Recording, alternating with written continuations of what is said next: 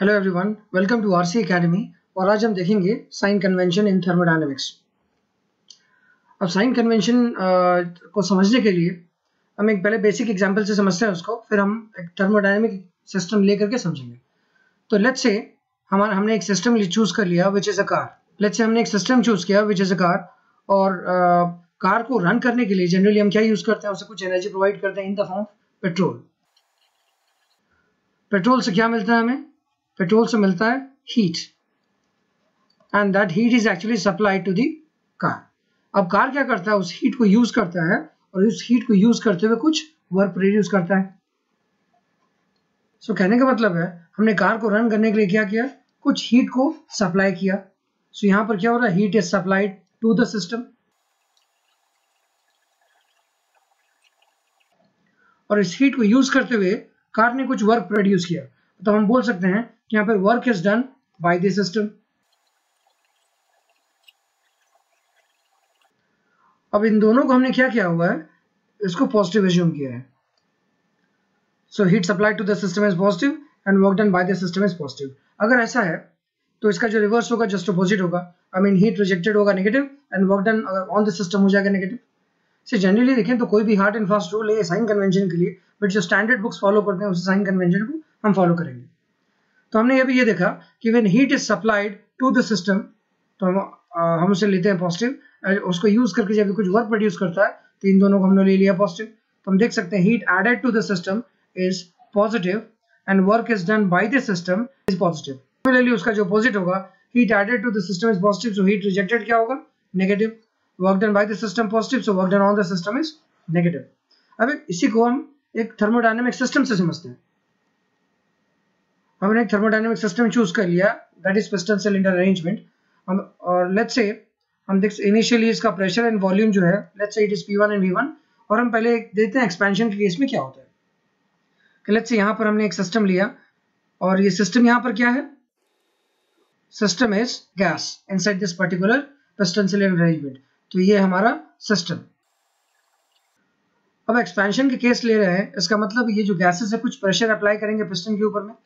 जब ये ऐसा प्रेशर कुछ अप्लाई करना शुरू करेंगे तो पिस्टन एक्सपैंड करेगा। सो इनिशियली पिस्टन इस पोजीशन में था, अब फाइनली पोजीशन पिस्टन का भी ये हो गया है। तो this is a case of expansion. हम देख सकते हैं कि एक्चुअली यहाँ पर वर्क कौन कर रहा है, work is done by the system, क्योंकि देखते हैं ये सिस्टम ही प्रेस कर रहा है पिस्टन को मूव करने के लिए। तो इसका मतलब work is done by the system. तो यहाँ से कंक्लूजन निकाल सकते हैं कि in case of expansion work is done by the system, and work done by the system को हमने पॉजिटिव लिया हुआ है, हेंस यहाँ भी ये हो जाएगा पॉजिटिव। सो कहने का मतलब ये है कि अगर हम पिस्टन सिलेंडर अरेंजमेंट लेते हैं, सो एक्सपेंशन के केस में साइन होगा वो पॉजिटिव होगा। सिमिलरली अगर हम कंप्रेशन के केस लें, सो मान लेते हैं यहाँ भी पिस्टन सिलेंडर अरेंजमेंट है, जिसके अंदर कुछ गैस है, और इसे हमने मान लिया एक सिस्टम। इसके अंदर जो गैस है उसको हमने सिस्टम माना है, और अभी ये कॉम्प्रेस हो रहा है। सो कॉम्प्रेस होने के लिए पिस्टन को भी प्रेशर अप्लाई करना पड़ेगा गैसेस के ऊपर में। सो मान लेते हैं पिस्टन ने ऐसे प्रेशर अप्लाई करना शुरू किया, और इनिशियली पिस्टन इस पोजीशन में था, अब पिस्टन यहाँ पे आ गया है। इसका मतलब कंप्रेशन हो रहा है। और हम देख सकते हैं अगर ये मेरा सिस्टम है तो यहाँ से क्लियरली विजिबल है कि सिस्टम के ऊपर काम हो रहा है। So work is done on the system. तो हम ये बोल सकते हैं, ये कंक्लूड कर सकते हैं कि कंप्रेशन के केस में work is done on the system. और हमें पता है कि work done on the system हमने क्या लिया हुआ था, नेगेटिव। सो हेंस हम ये कंक्लूड कर सकते हैं कि जब कंप्रेशन का केस होगा तो वहां पर जो साइन होगा वो नेगेटिव होगा, और एक्सपेंशन के केस में जो साइन होगा वो पॉजिटिव होगा। हम यहाँ से भी देख सकते हैं कि work done by the system is positive and work done on the system is negative, और एक्सपेंशन के केस में पॉजिटिव और कंप्रेशन के केस में नेगेटिव। हीट सप्लाई का वही सेम होगा। If heat is supplied to the system, अगर heat is supplied to the system तो पॉजिटिव होना चाहिए, एज यहाँ पर दिया हुआ heat added to the system. और अगर हीट रिजेक्ट हो रहा है, लेट्स से हीट बाहर आ रहा है, हीट रिजेक्ट हो रहा है, तो वैसे केस में क्या हो जाएगा, ये हो जाएगा हमारा negative. So heat rejected is negative. आगे बढ़ते हैं। अब आते हैं sign convention for internal energy. See अगर हम फर्स्ट लॉ को फॉलो करें, सो एक प्रोसेस के लिए हम लिख सकते हैं that Q equals to W plus del U. So ये हमें पता होना चाहिए कि जो कैपिटल डेल यू है, this is change in internal energy. और इसका जो फॉर्मूला होता है that is mCv into dt।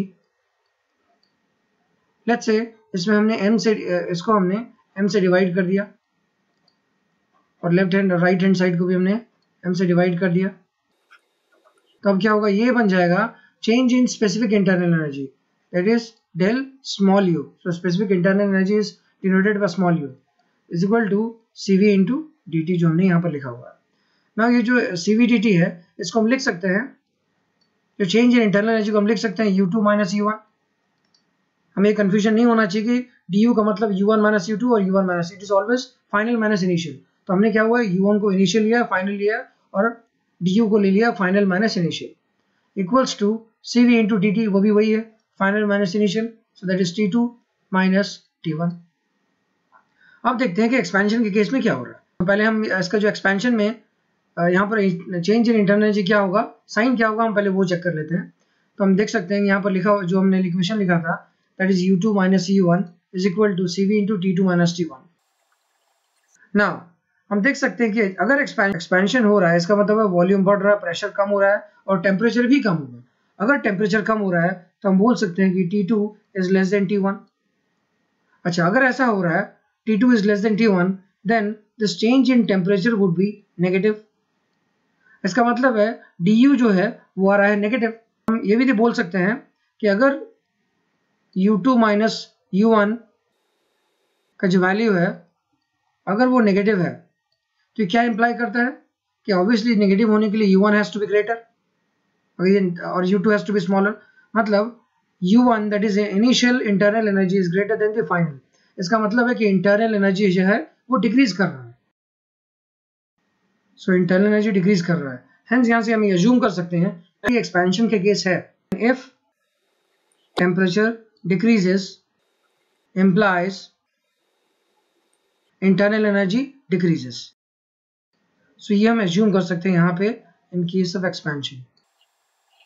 अगर हम कंप्रेशन का केस लें और यहाँ पर चेक करें कि what happens to internal energy, तो हम यहाँ देख लेते हैं। अगर वही फॉर्मूला लिखें that is u2 minus u1 equals to Cv into T2 minus C1, तो Cv into T2 minus T1। अब देख सकते हैं ये वाला केस है कंप्रेशन का केस, और हमें पता है कि कंप्रेशन के केस में जब हम गैस को बहुत कंप्रेस करते हैं तो ऑब्वियसली उसका टेम्परेचर बढ़ता है। तो अगर टेम्परेचर बढ़ रहा है means final temperature is greater than the initial temperature, means ये जो वैल्यू है this is a positive value. अगर ये पॉजिटिव वैल्यू है तो इसका मतलब है कि जो u2 माइनस u1 ये भी पॉजिटिव है क्योंकि ये तो कांस्टेंट है।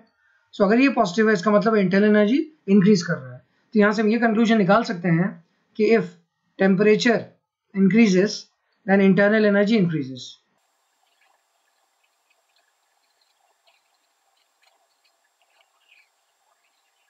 अगर हम समरी देखें तो हीट ट्रांसफर का जो साइन है वो पॉजिटिव होगा, heat is supplied to the system, है ना, और नेगेटिव होगा, heat is rejected from the system. Work done by the gas हो या फिर एक्सपेंशन हो, दोनों केस में वर्क डन पॉजिटिव आएगा, and work done on the gas.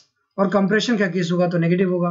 और हमने जगह जो आखिरी का जो थर्ड वाला केस में हमने देखा कि जो चेंज इन इंटरनल एनर्जी है, if temperature increases then internal energy increases, if temperature decreases then internal energy decreases. So this much for today. Thank you.